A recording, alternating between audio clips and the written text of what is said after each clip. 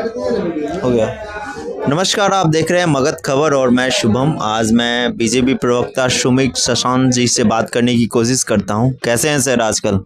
कोशिश करने की क्या जरूरत है, मैं आपके सामने उपलब्ध हूँ, बात कीजिए। कैसे हैं? बढ़िया है।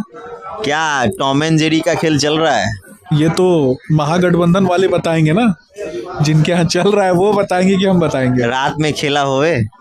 रात में खेला तेजस्वी यादव के घरे होवे। अच्छा, हो रहा है। उपेंद्र कुशवाहा नाराज थे, अब तो मान गए हैं अमित शाह से मिलकर। क्या कहेंगे आप? कोई नाराज नहीं था और कोई नाराज नहीं है। जहां बिहार के विकास की बात होती है वह नाराजगी नहीं होती है। वहां युवाओं के सशक्तिकरण की बात होती है, महिलाओं को आगे बढ़ाने की बात होती है। जहां तक एनडीए में पहले सीट चोरी की बात नहीं होती थी, सीट बेचने की बात नहीं होती थी, आजकल बहुत ट्रेंड चल रहा है कि सीट बेचा जा रहा है एनडीए में भी। ये आरोप जो है महागठबंधन के कुछ एक लोग जो है वो लगाते रहते हैं, क्योंकि उनके घर में ये सारी चीजें चल रही हैं। नित्यानंद राय पे जो आरोप लगा उस पे क्या बोलोगे आप सर? आरोप है, कुछ तो लोग कहेंगे, लोगों का काम है कहना, तो कहने दीजिए। जो लोग आरोप लगाते हैं लगाने दीजिए। क्या इस बार तेजस्वी सरकार आ रही है? क्या तेजस्वी जी आज नॉमिनेशन भी कर चुके हैं? आज उन्होंने बोला कि राघोपुर की जनता ने इस बार फिर से मन बनाया है कि मुझे जिताना है। प्रशांत किशोर के साथ तो अभी वो सेटिंग किए हैं। उनका कहना है कि प्रशांत किशोर बीजेपी के बी टीम है। प्रशांत किशोर के साथ वो सेटिंग किए हैं, तभी तो प्रशांत किशोर राघोपुर से चुनाव नहीं लड़ रहे हैं। अच्छा, ये भी तो बताइए। अच्छा, हम तो राघोपुर में ही हराएंगे तेजस्वी यादव को, क्योंकि तेजस्वी यादव के लिए युवा का मतलब उनका पूरा परिवार है। अच्छा, तेजस्वी यादव के लिए अगर युवा का मतलब बिहार है तो कितने युवाओं को टिकट दे रहे हैं, कितनी महिलाओं को टिकट दे रहे हैं, दे के दिखाए ना। माई बहन योजना चला रहे हैं। सिर्फ योजना चला रहे हैं अपने घर के लिए कि माई बहन दोनों चुनाव लड़े। अच्छा, तो बेटा चुनाव लड़े कि बिहार की माई बहन को लड़ाना है चुनाव, ये बताइए ना। परिवारवाद की बात आप कहते हैं सर, जीतनराम मांझी की बात भूल जाते हैं क्या? देखिए, मैं जीतनराम मांझी कुछ भी नहीं बोलता।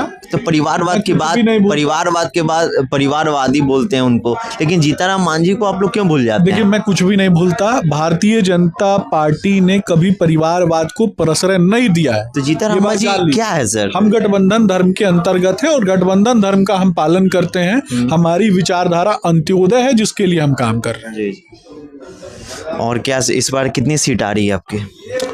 160 से ऊपर का रास्ता जो है आपको दिखाई देगा। 200 के करीब में सीटें जो है वो आपका कहना है कि पहले 400 पार बोलते थे, अब 200 पार बोल रहे हैं। अब तेजस्वी यादव को कौन बताए कि बिहार में 400 सीटें नहीं है, तो कहां से 400 सीट? 400 पार पिछले इलेक्शन में आपने बोला था, आपकी सरकार ने बोला था। अब 200 पार बोल रहे हैं, उनका कहना ये है। अभी तो 400 पार हुआ कहाँ? अभी तो अभी की बात कर रहे हैं ना। अभी की जो बात कर रहे हैं, उनका कहना है अभी की बात में 400 सीट है क्या बिहार में? ये तो तेजस्वी यादव के घर में 400 सीट नहीं। उनका कहना है कि 400 पार उन्होंने कहा था, जबकि आई नहीं सीट। यहाँ बिहार में 200 पार कर बोल रहे हैं, वो भी नहीं आएगी। तेजस्वी यादव कुछ भी बोलते रहते हैं। इसके पहले भी हमने कई जगह पे बहुत कुछ बोला है, हम जीते हैं उतनी सीटें। अच्छा, अच्छा। इस बार सीएम फेस कौन रहेंगे सर?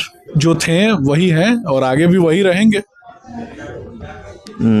उनका कहना है कि अभी नीतीश कुमार फिक्स नहीं हुए हैं। निश्चित रूप से नीतीश जी ही फिक्स हैं और फिक्स रहेंगे, क्योंकि बिहार के लोगों के लिए उन्होंने ही काम किया है। तो बिहार के लोगों के लिए जिन्होंने काम किया है उनके नेतृत्व में सरकार बनी। लास्ट क्वेश्चन, आपका गठबंधन सही है? निश्चित रूप से everything is well in NDA. And आपको सीट की फॉर्मूला कब तक आ जाएगी? पूरा आ चुका है, लगभग 1-2 घंटे में सारी चीजें आपके सामने हो जाएंगी।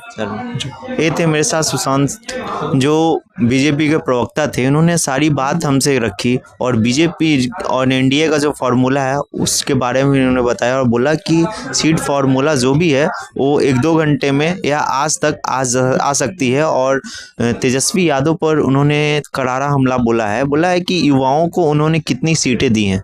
आप देखते रहें मगध खबर। चैनल पर नए हैं तो लाइक करें, शेयर करें, सब्सक्राइब करें। धन्यवाद।